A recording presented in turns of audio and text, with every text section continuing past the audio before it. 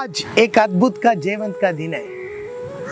उत्पत्ति की किताब 12 अध्याय पहला वचन में अब्राहम को बुला रहा है प्रभु, अपनी देश, आपकी रिश्तेदार, ये सारा छोड़कर जिस देश को मैं दिखाऊंगा उस देश में जाओ। उस अध्याय में 4वां वचन में लिखा है, यहोवा के इस वचन के अनुसार अब्राम चला और लूत भी उसके संग चला। और जब अब्राम हारान देश से निकला उस समय वह 75 वर्ष का था।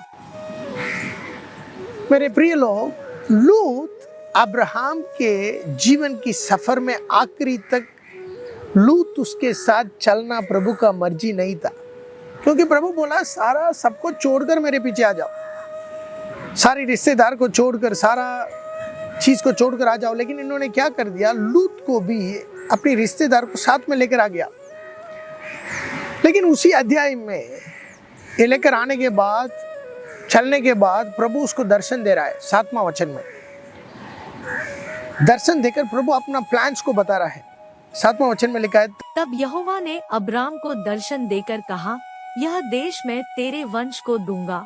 और उसने वहाँ यहोवा के लिए, जिसने उसे दर्शन दिया था, एक वेदी बनाई।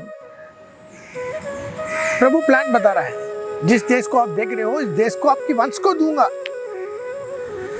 लेकिन प्रभु दूसरा बार उसको दर्शन हो रहा था अगला अध्याय में।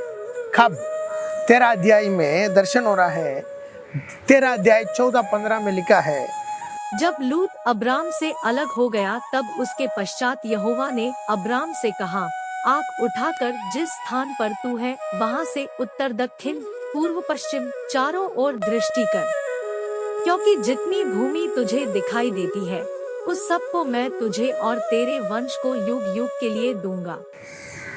12 अध्याय में बोल रहा है जिस देश को आप देख रहे हो तेरे वंश को दूंगा।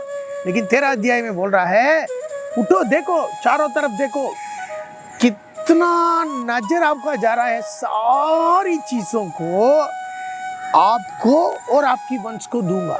ये कब बोल रहा है? जब लूत उससे अलग होने के बाद, लूत साथ में रहने के वक्त प्रभु बोल रहा है तेरी वंश को दूंगा। लेकिन लूत अलग होने के बाद बोल रहा है आपको और आपकी वंश को दूंगा।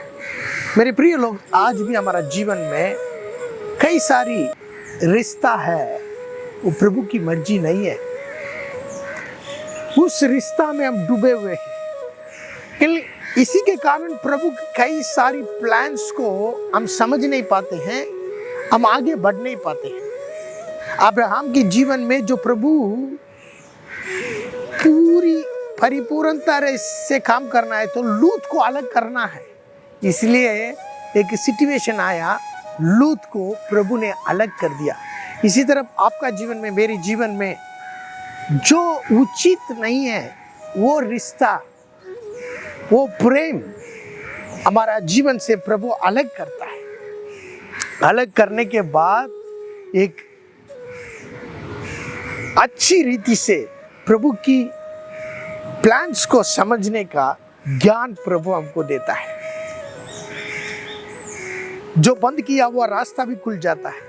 इसलिए मेरे प्रिय लोग, आज जो फालतू प्रेम, फालतू रिश्ता से बाहर आने के लिए प्रभु आपको गाइड कर रहा है, आपकी सिचुएशन को लेकर आ रहा है।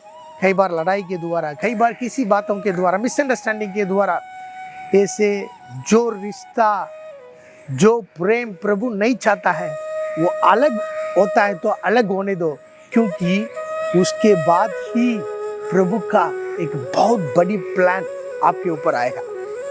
इसलिए मेरे प्रिय लोग, प्रभु की प्रेम से बढ़कर किसी फालतू प्रेम में नहीं बढ़ने का एक अनुग्रह आज प्रभु हमको दे रहा है। आज भी हमारा है, कल भी है। इसलिए आज का दिन बहुत बड़ा, इस विचार के साथ आगे बढ़ेंगे, प्रभु की मर्जी को पूरी करेंगे। God bless you, God be with you. Thank you.